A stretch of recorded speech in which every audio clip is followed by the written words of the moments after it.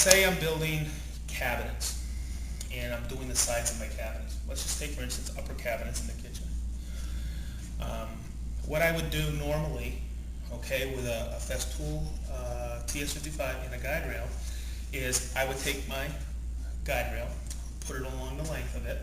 My two 1400s put together are the larger single unit, and I would rip a nice clean edge on the edge there, right? And then what I would do is I would do 13-inch uppers, sides, and I'd lay this out to 13 inches here, make my mark, take it here, make a mark here, right? And then I would take my guide rail and place it down on there and make my cut.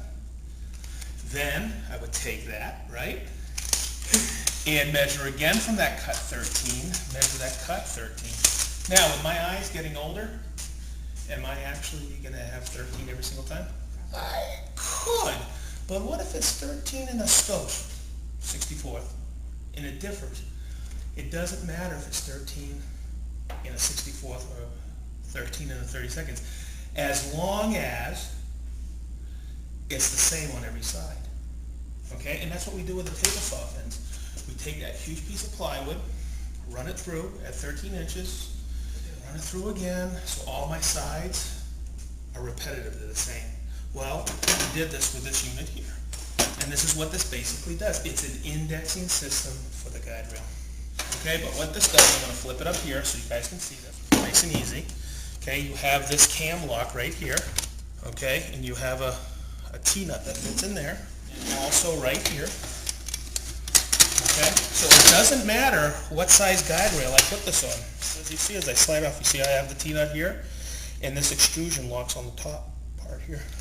So when I slide that on, put it up, it doesn't have to be snug against there. Okay, now what I have here are two screws. You don't necessarily have to tighten those, but if there's variances in this extrusion, okay, I could take those, tighten them to eliminate the variance on there. Okay, this doesn't guarantee square. What it guarantees is that all my pieces are going to be parallel the full length. So now we have these right here. Okay, and you see the little notch in there. That's where I line it up on my scale. Right here, you see there's a single point right here. That is the edge. So what I'm going to do is I'm going to set this up just like this. See the little T-nut? It goes in there like this. And I can slide down. Now, I've been using these for quite some time now. Yes, this is a metric. Big deal. I have a metric calculator. So if I'm doing 13-inch side, I know my metric equivalent, okay, is 330. Okay, so I just do the conversion like this. Now I want to show you something. See right here? See this little hex right in there?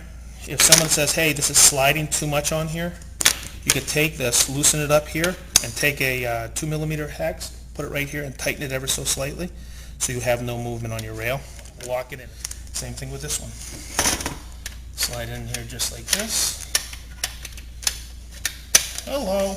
Take it down to 330.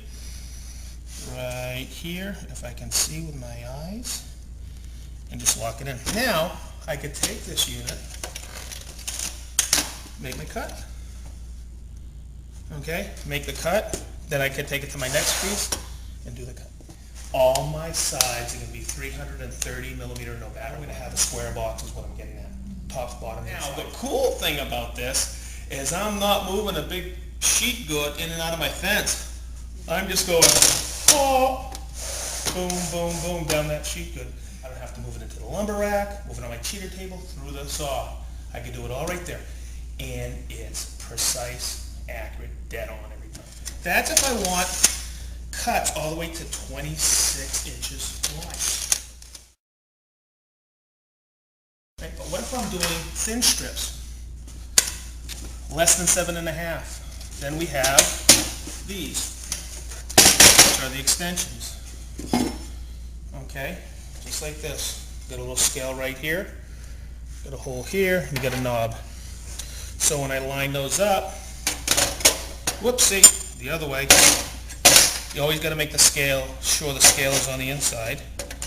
You just register it like this. It's simple. Spin it on like that.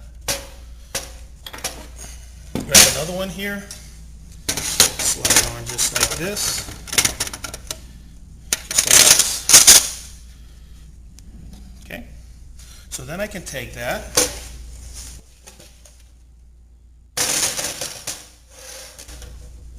and now I can cut thin strips. And that's what we're going to do now. Okay, so a couple things I like to do right from the get-go. All right, you see this? I have this labeled B. This is my B saw. Okay, I believe I've been using this saw for this application, but I want to tune it. I want to calibrate it to my guides. Okay, so what I'm going to do is I'm going to take this index right here, and I'm going to slide it on till it reads 0. I like to start with 0 because I'm going to show you a quick and easy way to calibrate this. See that? And lock it in at 0. Okay, just like that. And then I'm going to take this and lock it in at 0.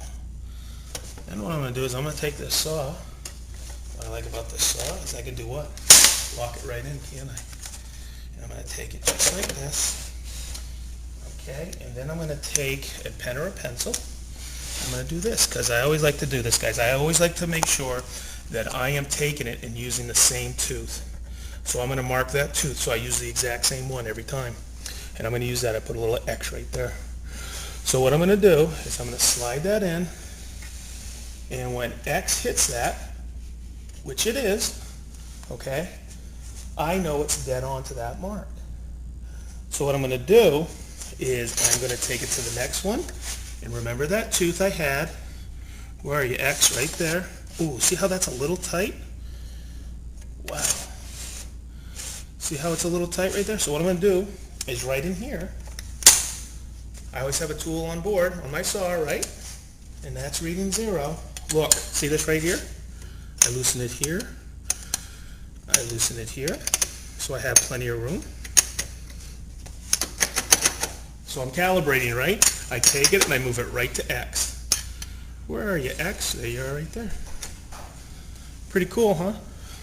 So that guarantees from point A to point B, I'm dead on accurate. By the way, once you tune this in, you're good. And that's my calibration. Calibrated here, calibrated here. So I'm ready to cut. So now I just have to do what? Decide what my cut's going to be. So what I like to do is I like to take 10mm cuts right here, line up a 10mm. Slice the cut. I like to just set it down to about 30 mil.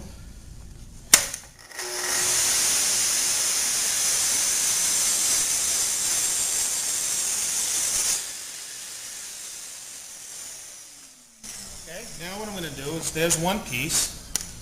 Okay, now what I'm going to do is take it to the next piece. See how quick that is? All right, take another cut.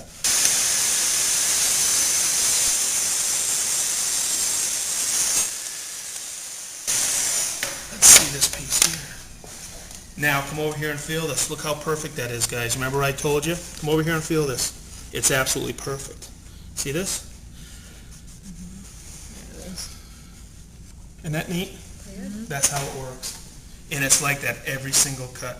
Now I've compensated by calibrating 2.2 for the curve of the blade, every blade, and I get a perfect cut. That's how that works. Now, what if from this scale here is not dead on? See this right here? That little screw right there? I can recalibrate it for that as well. I just loosen this and I have a little bit of play in here, calibrated by taking my star here at 400 and bringing a tape right to the edge here of my guide rail. Pretty cool? Cool.